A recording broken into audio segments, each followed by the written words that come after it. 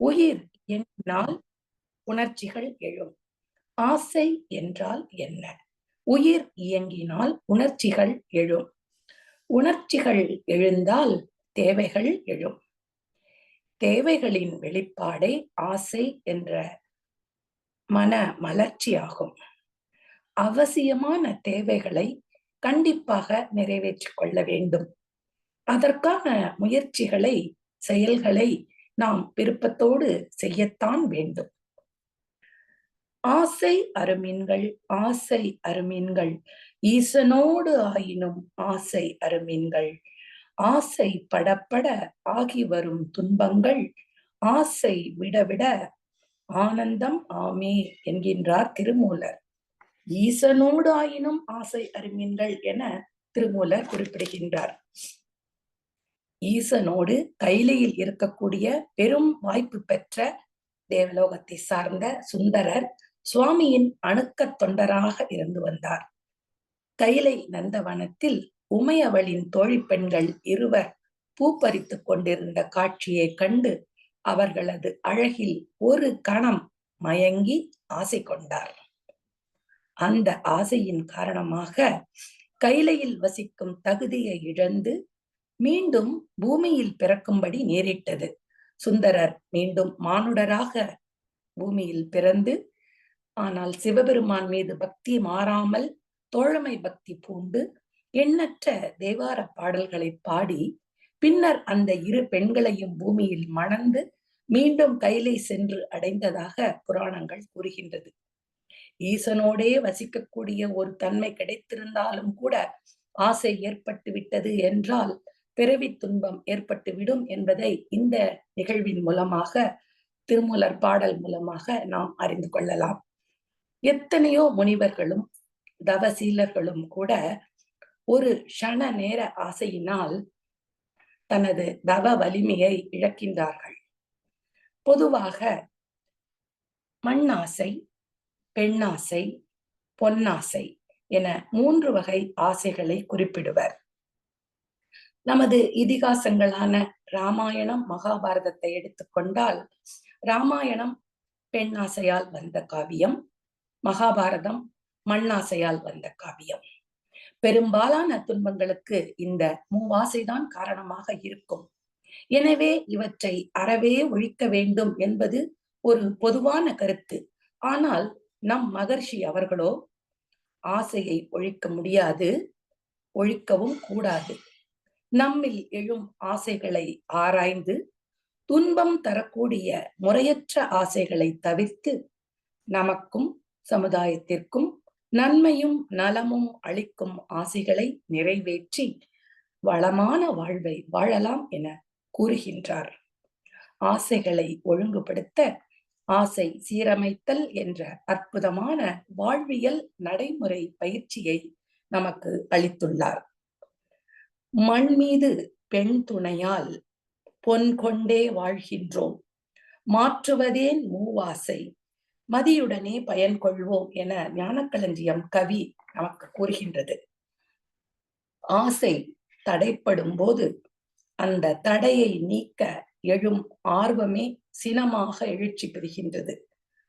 ஆசை கொண்ட பொருட்களை தனக்கு வேண்டும், தனக்கு மட்டுமே வேண்டும் என்றும் பிறர் கவராமலும் பாதுகாத்துக் கொள்ளும் செயலே கடும் பற்றாக மாறுகின்றது. ஆசை பிற பாலினம் மீது எழுந்தால் அதுவே மோகம் ஆகின்றது.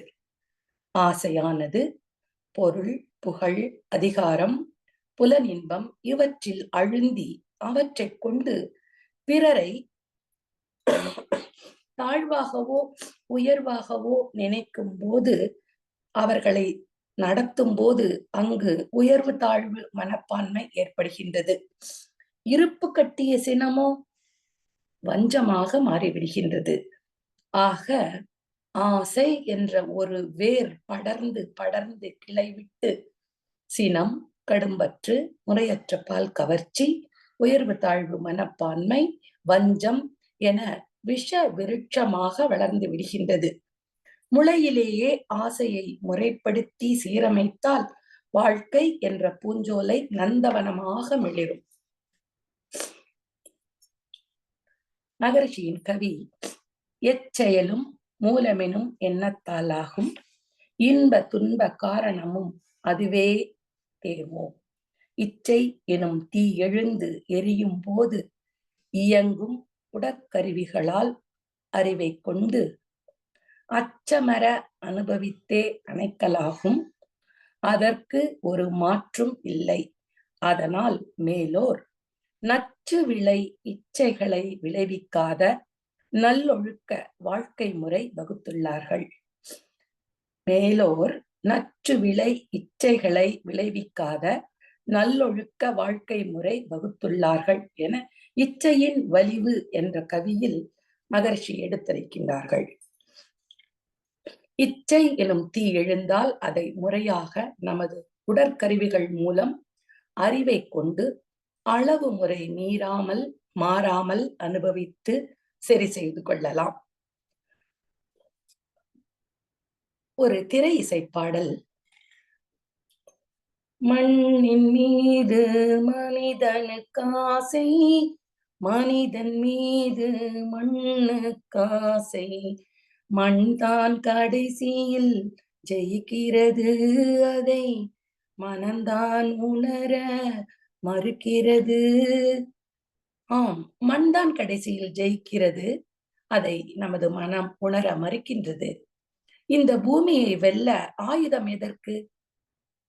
பூப்பறிக்க கோடரி எதற்கு? பொன்னோ பொருளோ போர்க்களம் எதற்கு?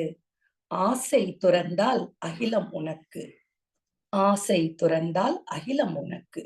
திரை இசை பாடலில் கூட இதை மிக அழகாக எடுத்துரைத்துள்ளார்கள்.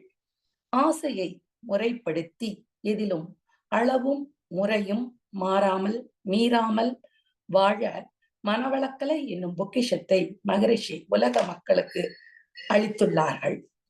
5ல் அளவு முறை என்ற ஒரு கோட்பாடு நாம் கடைபிடித்தால் தேவையற்ற ஆசைகள் வருவதற்கு வாய்ப்பே வராது. உணவு, உறக்கம், உழைப்பு, உடல் உறவு, எண்ணம் இவற்றில் அளவோடும் முறையோடும் வாழ்வில் கடைபிடிக்கும் போது வாழ்க்கை வளமாகும். புலன் இன்பத்தில் ஈர்க்கப்பட்டு ஆசை வயப்பட்ட நிலையில் துன்பத்தில் சிக்குண்டு அழிவை தேடுவதில் மனிதர்கள் மட்டுமல்ல, அனைத்து உயிர்களுமே விதிவிலக்கு அல்ல. இந்த புலன் இன்பத்திலும் ஆசையிலும் ஈர்க்கப்பட்டு அழிவை தேடிக்கொள்வது அனைவருக்குமே பொதுவான ஒன்றாக இருக்கின்றது. பிட்டில் பூச்சிக்கு விளக்கின் ஒளி மீது ஆசை. பார்வையால் கண்களால் தூண்டப்பட்டு நெருப்பை நோக்கி விரையும் விட்டில் பூச்சி அதிலேயே தனது உயிரை இழந்து விடுகின்றது. தூண்டிலில் புழு மாட்டப்பட்டுள்ளது. நீரில் நீந்தும் மீன் அதன் போக்கில் நீந்தி கொண்டு சென்றால் ஆபத்தில்லை.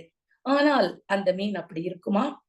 அந்த புழுவிற்கு ஆசைப்பட்டு அதன் வாயை திறக்கும் போது அந்த தூண்டிலில் மாட்டிக்கொள்ளுகின்றது. காட்டில் விரைந்து ஓடக்கூடிய மான்கள் ஒலியினால், காதில் கேட்கப்படும் ஒலியினால் தூண்டப்பட்டு வேடனின் இசையில் மயங்கி நிற்கின்றது. அவனது அன்பினால் உயிரை விடுகின்றது. அதாவது மானை பிடிக்க வேண்டிய வேடர்கள் அற்புதமான இசையை வாசிப்பார்களாம். அந்த இசைக்கு மயங்கி மான் ஓடாமல் அசையாமல் அப்படியே நின்று இசையை ரசிக்குமாம். அப்போது வேடர்கள் அம்பெய்து அந்த மானை வேட்டையாடி விடுவார்களாம். நறுமணத்தால் கவரப்படும் வண்டுகள் தாமரையின் நறுமணத்தில் மயங்கி தாமரை பூவுக்குள் சென்று விடுகின்றது. அதில் அப்படியே அமர்ந்து விடுகின்றது. இரவில் தாமரையின் இதழ்கள் மூடிக்கொள்வதால் மூச்சு திணறி அவை அங்கேயே இறந்து விடுகின்றன. தோலினால், தொடு உணர்ச்சியினால், மோகத்தினால் தூண்டப்பட்டு பெண் யானையை தொடரும் ஆண் யானை குழியில் விழுந்து மனிதனுக்கு அடிமையாக மாறிவிடுகின்றது. காட்டில் அளவற்ற சுதந்திரத்துடன் ராஜா போல வாழ்ந்து கொண்டிருக்கும் யானையை பிடித்து வேலை செய்ய பயன்படுத்துவதற்காக மனிதன் செய்யும் தந்திரம் இது. பெரிய குழியை வெட்டி அதை இலைகளால் மூடி வைத்து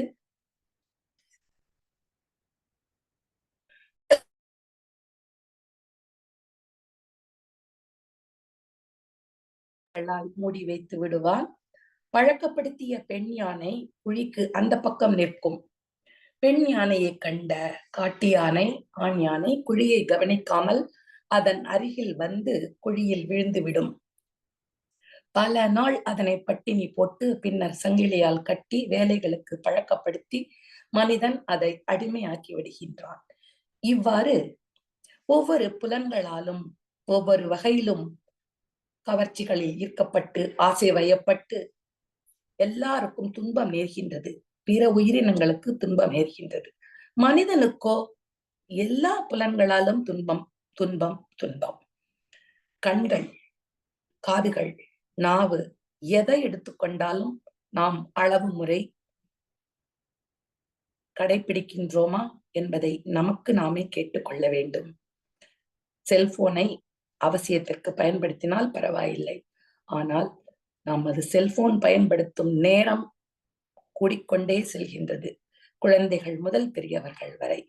காதுகள் எப்பொழுதும் கேட்டுக்கொண்டே உள்ளது. நாவின் வேலையோ உண்பது, பேசுவது என அதற்கு ஓவர் டைம் வேலை.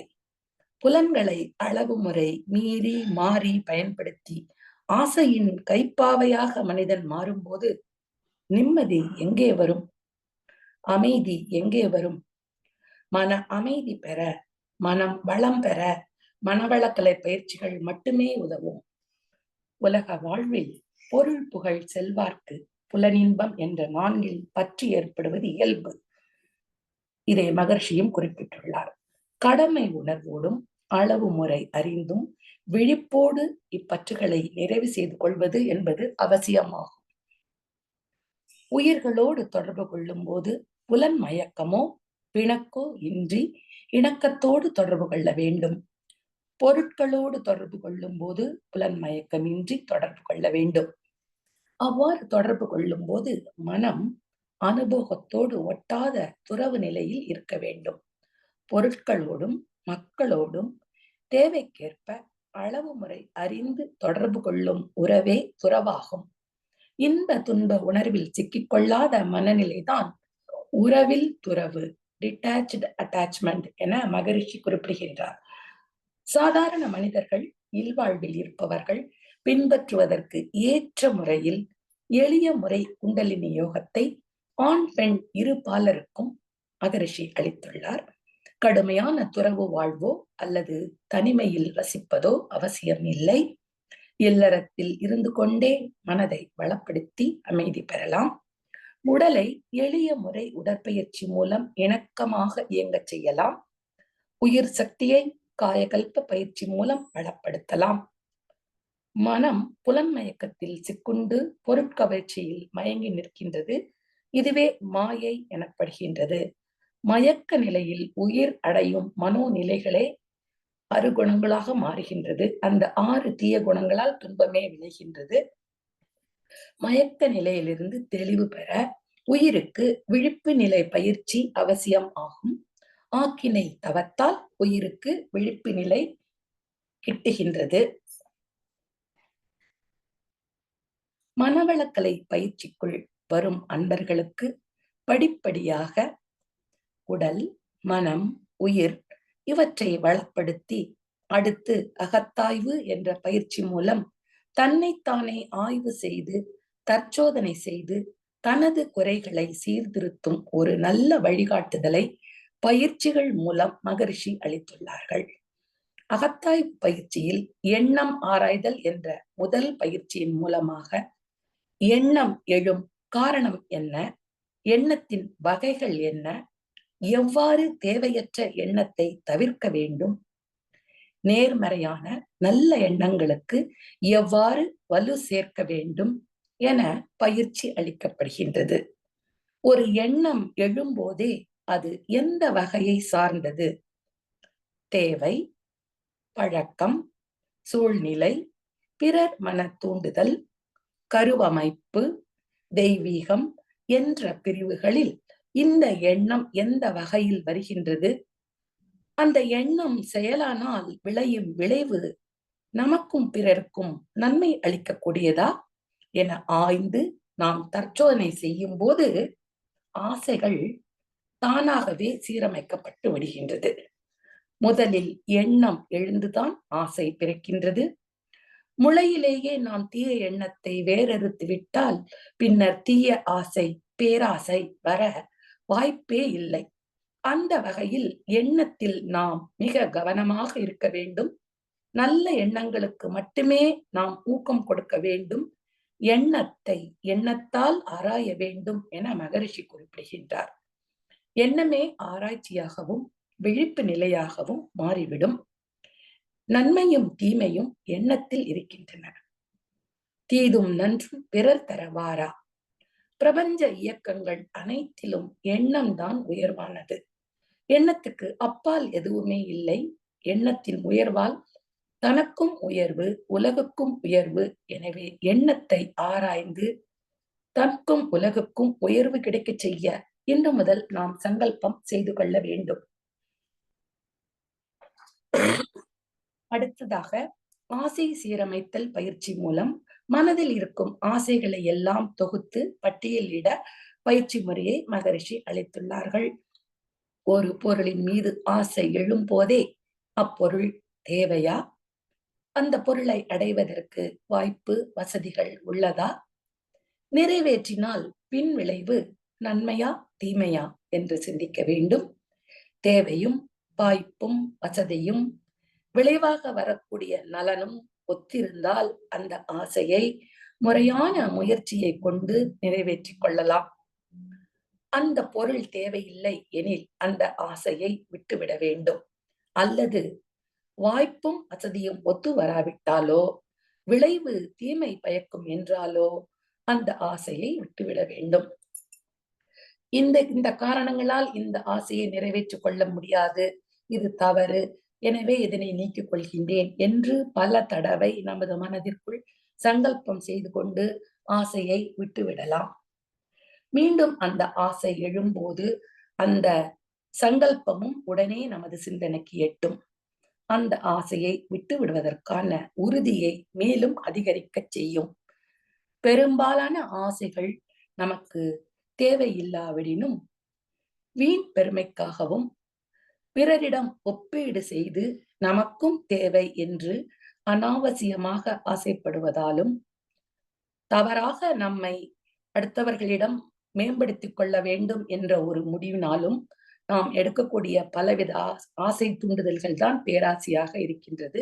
எனவே நாம் விழிப்பு நிலையோடு இருக்க வேண்டும்.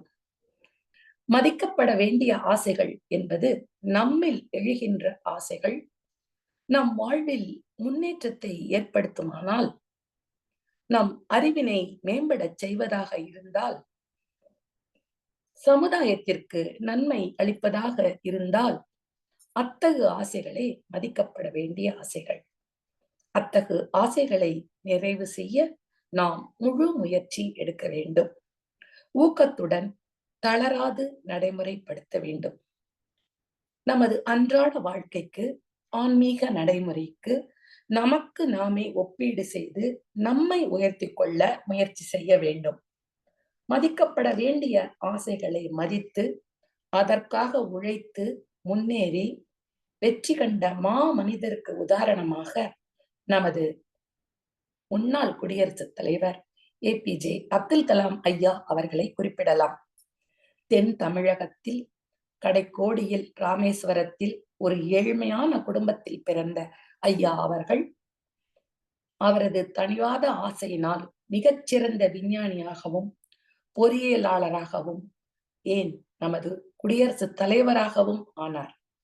அவரது மதிக்கப்பட வேண்டிய ஆசையின் வெற்றியே அவரது முன்னேற்றத்திற்கு வித்தாக இருந்தது. கனவு காணுங்கள் லட்சியத்தை நோக்கி என மாணவர்களுக்கு மட்டும் அறிவுறுத்தவில்லை. ஐயா அவர்களும் லட்சியத்தை நோக்கி தனது மதிக்கப்பட வேண்டிய ஆசைகளை நோக்கி முன்னேறி ஒரு உதாரண புருஷராக திகழ்ந்தார்கள். இந்திய விண்வெளி ஆய்வு மையம் ISROவில் முக்கிய பங்கு வகித்தார்கள். அவரது ஆசை, லட்சியம் எல்லாமே சிறுவயதில் இருந்தே நினைத்த குறிக்கோளை அவரது உழைப்பாலும் திறமையாலும் அடைந்து நிரூபித்த மாமனிதர் அப்துல் கலாம் ஐயா அல்லவா? அவர்களை நாம் போற்ற வேண்டும். இவ்வளவு ஏன், தனி ஒரு மனிதராக உலக மக்கள் அனைவருக்கும் மன அமைதியுடன் வாழ வேண்டும் என்ற நோக்கத்தில் வேதாத்ரியம் என்ற சித்தாந்தத்தை உலகெங்கும் பரப்ப ஆசைப்பட்ட நம் மகரிஷியின் ஆசை ஒரு மதிக்கப்பட வேண்டிய ஆசை அல்லவா? இன்று பரவலாக மக்களுக்கு மனவளக்கலை சென்று சேர்வதும், வேதாத்திரிய கல்வி பட்டி தொட்டி எங்கும் பரவி வருவதும், கிராம சமுதாய திட்டத்தின் மூலம் கிராமங்கள் தோறும் வேதாத்திரியம் சென்றடைவதும் அந்த மகானின் மதிக்கப்பட வேண்டிய ஆசையின் எழுச்சி அல்லவா? அவரது மதிக்கப்பட வேண்டிய ஆசையின் காரணத்தினால் தானே இன்று வேதாத்திரியம் இந்த அளவு விருட்சமாக வளர்ந்து கொண்டிருக்கின்றது.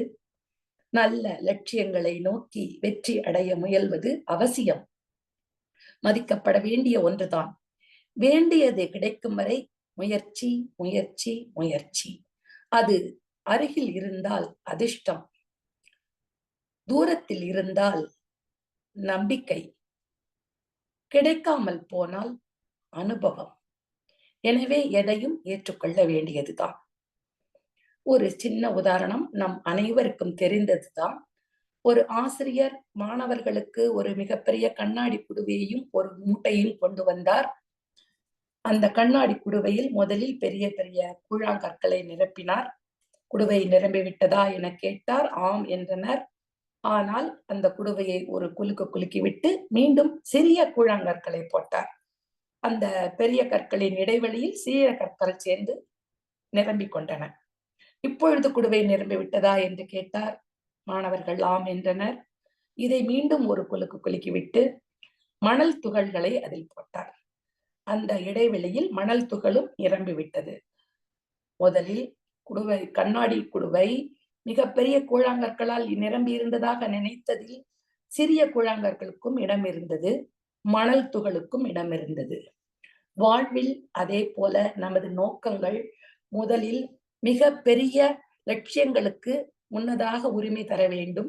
அதன் பின்னர் சின்ன சின்ன லட்சியங்களுக்கு, சின்ன சின்ன ஆசைகளுக்கு அதை நாம் பயன்படுத்தி கொள்ளலாம். முதலில் அன்பு, கருணை, உடல் நலம், மனநலம், சமுதாய நலம் இவற்றை எல்லாம் பெரிய கூழாங்கற்கள் போல் முதல் உரிமை கொடுத்து நாம் அவற்றை கவனிக்க வேண்டும். பின்னர் நமது ஆசைகள், தேவைகள், வேலை, வீடு, வசதிகள், வாய்ப்புகள் இவற்றை எல்லாம் சின்ன சின்ன கூழாங்கற்கள் போல் நாம் எடுத்துக்கொள்ளலாம். அடுத்ததாக கேளிக்கை, பொழுதுபோக்கு, நண்பர்களோடு அரட்டை இவையெல்லாம் மணல் துகள் போல் நாம் எடுத்துக்கொள்ளலாம். எல்லாவற்றுக்கும் ஒரு முறையான நேரம் ஒதுக்கி எந்த லட்சியத்தில் நாம் முதலில் முன்னேற வேண்டும் என்பதை நாம் தெளிவாக சிந்தித்து அதன்படி நடப்பது நமக்கு வாழ்வில் முன்னேற்றத்தை தரும். இந்த ஒரு எளிய உதாரணம் நமது வாழ்க்கைக்கு மிகவும் பொருத்தும். நமது ஆசைகளுக்கும் லட்சியங்களுக்கும் கூட இதனையே நாம் கடைபிடிக்க வேண்டும். எந்த விஷயத்திலும் பிறரோடு ஒப்பீடு வேண்டாம். அது நமக்கு தாழ்வு மனப்பான்மையையோ பொறாமையையோ கொண்டு சேர்க்கும். நமது தகுதிகளை மேம்படுத்தி கொண்டு நாம் முன்னேறி செல்கின்றோமா என்று சுய அலசல், சுய ஆராய்ச்சி செய்து நம்மை மேம்படுத்திக் கொள்ள வேண்டும். நேற்றை விட இன்று நான் முன்னேறி இருக்கின்றேனா, எனது தகுதிகளை மேம்படுத்திக் கொள்கின்றேனா, எனக்கு நானே ஒரு ஆய்வு செய்தால் போதும். பிறரோடு நம்மை ஒப்பிடவே வேண்டாம். அகத்தாய்வு என்ற வாழ்வியல் பயிற்சியை அளித்துள்ள மகரிஷியின் பாதையில் அவர் அளித்துள்ள உடற்பயிற்சி, காயகல்பம், 9 வகை தவங்கள், தற்சோதனை, மௌனம் இவற்றை கடைபிடித்து உலக சமாதானம் என்ற மகரிஷியின் கனவு மெய்ப்பட நம்மால் ஆன தொண்டினை செய்து நமக்கும் பிறருக்கும் நன்மையே செய்து இரண்டொழுக்க பண்பாட்டினை கடைபிடித்து மன மகிழ்வுடன் வாழ்வோமாக. வாழ்க வளமுடன். நல்லதொரு வாய்ப்பை வழங்கிய நல் உள்ளங்களை நன்றியுடன் வணங்கி அன்பர்கள் அனைவரும் அவர்தம் அன்பு குடும்பத்தினரும் அருட்பேராற்றல் கருணையினால் உடல் நலம், நீளாயுள், நிறை செல்வம், உயர் புகழ், மெய்ஞானம் ஓங்கி வாழ்க வளமுடன் என குருவின் நினைவில் நின்று வாழ்த்தி நன்றி கூறி நிறைவு செய்கின்றோம். நன்றி. வாழ்க வளமுடன். வாழ்க வளமுடன்மா. ரொம்ப சிறப்பு. மதிக்கப்பட வேண்டிய ஆசைகளுக்கு நிறைய உதாரணங்கள். அப்துல் கலாம் ஐயா, அந்த கண்ணாடி குடுவை, நெறைய உதாரணங்கள் சொன்னீங்க. ரொம்ப சிறப்பா இருந்தது. நம்ம ஆசைய அளவு முறையோட அத கடைபிடிக்கணும். அத உறவில் துறவு என்ற முறையில நம்ம நடக்கணும். அதே மாரி நம்மள்ல வரக்கூடிய தீய எண்ணத்தை களைந்து விட்டாலே நல்ல ஆசை தான் நமக்கு வரும். மகான் சொன்ன மாதிரி, அந்த ஆசை சீரமைத்தல் பயிற்சிய நம்ம சிறப்பா அகத்தவம், அகத்தாய்வு செய்து நம்ம முறையா செய்யும்போது, நம்மளுக்கு நல்ல ஆசைகள் தான் வரும். வாழ்வின் முன்னேற்றத்திற்கான தேவைகள தான் நினைப்போம். வாழ்வின் நோக்கமான இறைநிலையும் நம்ம அடைய முயற்சி செய்வோம். இந்த முறையில நம்ம மகான் குடுத்த பயிற்சிகளை சிறப்பா செய்யணும்னு ரொம்ப அழகா, ரொம்ப அருமையா சொன்னீங்கம்மா. மிக்க நன்றி. அம்மாவை வாழ்த்துவோம். மிக சிறப்பாக உரை நிகழ்த்திய பேராசிரியர் அருள்நிதி சந்திரா சீனிவாசன் அம்மா அவர்கள் வாழ்க வளமுடன். சந்திரா சீனிவாசன் அம்மா அவர்களும் அவர்தம் அன்பு குடும்பமும் அருட்பேராற்றல் கருணையினால் உடல் நலம், நீள ஆயுள், நிறை செல்வம், உயர் புகழ், மெய்ஞானம் ஓங்கி வாழ்க வளமுடன். ஸ்கை ஆன்லைன் மெடிடேஷன் தினசரி நிகழ்வுகள் பற்றிய அறிவிப்புகள்: காலை 5 மணிக்கு மகரிஷியின் பாடல்கள், காலை 5:30 மணிக்கு தவம், காலை 6 மணிக்கு வீடியோ அண்ட் ஆடியோவில் உடற்பயிற்சி வகுப்பு இடம்பெறும். அதை பார்த்து கொண்டே நாம் செய்யலாம். மாலை 6 மணிக்கு மகரிஷியின் பாடல்கள், மாலை 6:25 மணிக்கு மாலை காயகல்பம், மாலை 6:30 மணிக்கு தவம், மாலை 7 மணிக்கு சிந்தனை, மாலை 7:30 மணிக்கு உலக நல